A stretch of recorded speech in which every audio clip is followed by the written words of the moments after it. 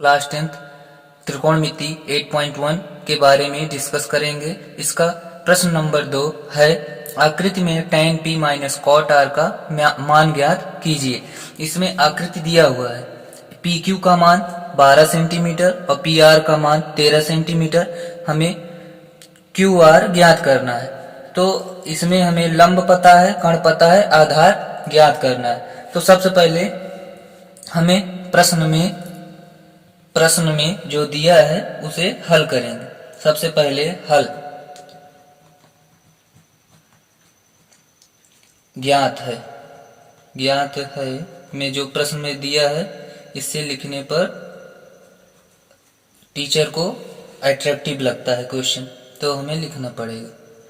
तो इसमें दिया है त्रिभुज PQR एक समकोण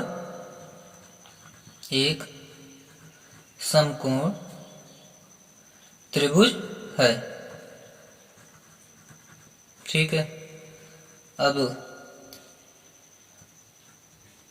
कोण Q 90 अंश है, 90 डिग्री। ठीक है, ये भी दिया हुआ है। फिर कॉमा लगाकर PQ का मान 12 और PR का मान 13 सेंटीमीटर में दिया है, सेंटीमीटर में। ये फिगर तो क्वेश्चन में स्वयं क्वेश्चन किताब में दिया हुआ है, तो इससे कोई मतलब फिगर खुद से नहीं बनाना है। तो फिगर में दिए हैं PQ का मान 12 सेंटीमीटर और PR का मान 13 सेंटीमीटर। अब हम इस क्वेश्चन को यहाँ से हल करेंगे। यहाँ से शुरू होता है। अभी तक सिर्फ जो दिया था क्वेश्चन में, हमने सिर्फ उसे निकाल कर इस क्वेश्चन में लिखा है। बाकी अब क्वेश्चन को अब हल करेंगे। ठीक है, तो लिखेंगे चूंकि इसलिए समकोण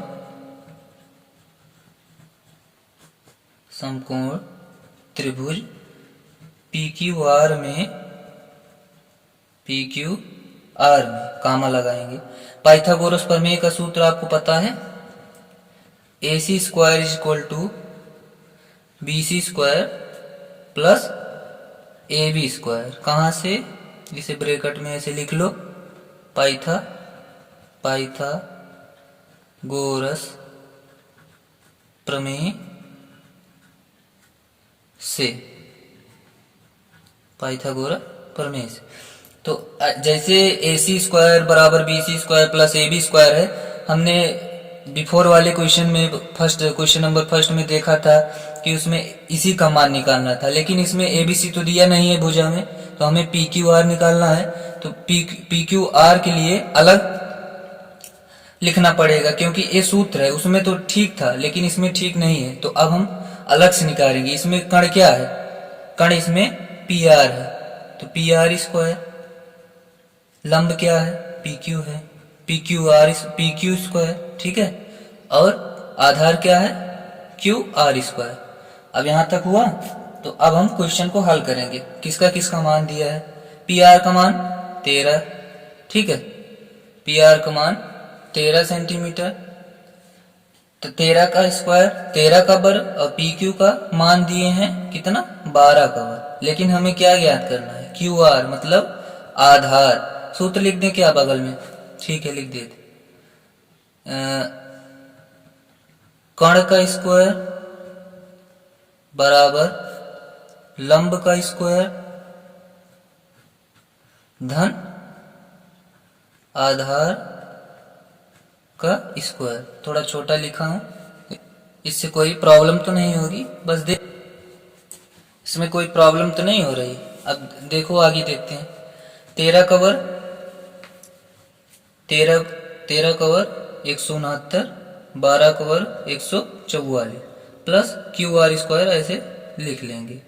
ठीक है, तो अब 169 को अगर लेफ्ट साइड से राइट साइड में जाएंगे तो चिन्ह परिवर्तन होता है, या लेफ्ट साइड से राइट साइड आएंगे, मतलब जब चेंज होगा इसका साइड तो प्लस माइनस का चिन्ह भी चेंज होगा। तो अब ये इधर जाएगा, तो 169 minus 144 is equal to QR square. ठीक है, तो अब हम 169 में से 144 घटाएंगे तो कितना आएगा?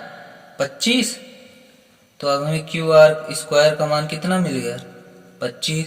तो क्यू आर को इस साइड लिखते हैं, तो क्यू आर स्क्वायर बराबर 25 आ गया। तो अब हमें क्या करना है कि वर्ग को हटाना है। तो जब हम वर्ग को हटाएंगे तो आगे वाली संख्या अंडर रूट में चली जाएगी। तो क्यू आर का मान हमें 5 यहाँ से प्राप्त हुआ। तो क्यू आर इसमें क्या है, आधार है। आधार हमारा क्या मिला 5 सेंटीमीटर। ओके, ठीक है, 5 सेंटीमीटर। तो अब हम क्वेश्चन को जो ज्ञात करना है अब हम लिखेंगे tan p minus cot R हमें ज्ञात करना है। सबसे पहले हम tan p का मान निकालेंगे, क्योंकि हम सबसे पहले हम tan p का मान निकालेंगे। तो tan p के लिए हमें सबसे पहले tan p के लिए tan थीटा का सूत्र पता होना चाहिए। tan थीटा बराबर लंब बटे आधार। ठीक है, लंब इसमें क्या है, लंब बटे आधार। तो लंब इसमें क्या है, लंब यहाँ पर पी क्यू नहीं है, लंब यहाँ पर क्यू आर है। अब कहोगे कैसे, अगर फर्स्ट वाला क्वेश्चन मेरा देखे होगे तो पता होगा, क्योंकि जब हम कोण पी ले रहे हैं, कोण पी ले रहे हैं, क्योंकि जब हम कोण पी ले रहे हैं तो हमारा जो आधार बनेगा वो पी से सटा हुआ आधार क्षैतिज में बनेगा, ऐसे कि पी यहाँ पर आएगा। ठीक है, पी ऐसे बना लो, इसे संपूर्ण रख लेते हैं, ये कण हो गया। तो हमारा पी यहाँ पर आना चाहिए, लेकिन ये चित्र कैसे बना है, ये आर पर बना है। तो इसीलिए क्या होगा कि क्यों यहाँ पर 90 है, तो पी डिग्री के लिए हमें इसे नीचे लाना होगा, तो हमारा लंब और आधार चेंज हो जाएगा। तो हमारा इसमें लंब क्या है, क्यू आर। ठीक है, क्योंकि देखो क्यू आर लंब हुआ ना, तो क्यू आर कितना हुआ हमारा, लंब क्यू आर हुआ और आधार क्या हुआ, आधार इसमें 12 पी क्यू हुआ। ठीक है, समझ में आया कि जब हमने सतह चेंज किया, क्षैतिज पर रखा इसे, जब इस आकृति को ऐसे घुमाएंगे तो ये कुछ इस टाइप का बनेगा। तो क्यू आर यहाँ देखिए, क्यू आर यहाँ पर ऐसे आ गया, ये वाला चीज या यहाँ पर लंब में आ गया, तो यही रखा है। तो अब हमारा इसे आगे लिख लें, क्यू क्यू आर बटे पी क्यू। ठीक है, लंब बटे आधार। अब हम कॉट आर ज्ञात करेंगे, कॉट आर। ठीक है, कॉट आर, सबसे पहले कॉट थीटा का सूत्र, इसका व्युत्क्रम होता है कॉट, टैन का व्युत्क्रम कॉट होता है। तो कॉट के लिए सेम उल्टा, इसी कंडीशन को उल्टा कर दें, बस कुछ अलग नहीं करना है। ये सवाल देखते ही हमें पता चल जाएगा, लेकिन पहले से पढ़ा हुआ हो तब। ठीक है, तो इसमें क्या होगा, इसमें भी, इसमें तो यही लेना है हमें, यही करेक्ट एग्जिट यही लेना है। ठीक है, तो कॉट आर बराबर आधार बटे लंब बराबर, अब यहाँ पर यही बनेगा। हमने अभी बताया कि जब ए वाला सतह था तब ऐसे बना, लेकिन ये पहले से आर पर है, तो आर तो आधार पहले से है, तो सबसे पहले हम आधार लिखेंगे। आधार इसमें क्यू आर है और लंब क्या है पी क्यू, ए वाला चित्र इसके लिए। ठीक है, तो क्यू आर का मान कितना हुआ 5 सेंटीमीटर और पी क्यू का मान 12 सेंटीमीटर। तो हमारा 5/12 5/12 दोनों आ गया, जबकि ये व्युत्क्रम है ना तब भी आया। तो ये क्वेश्चन हमें पता लग रहा है कि अब सही है, कुछ ना कुछ इसमें हो रहा है। ठीक है, तो अब हम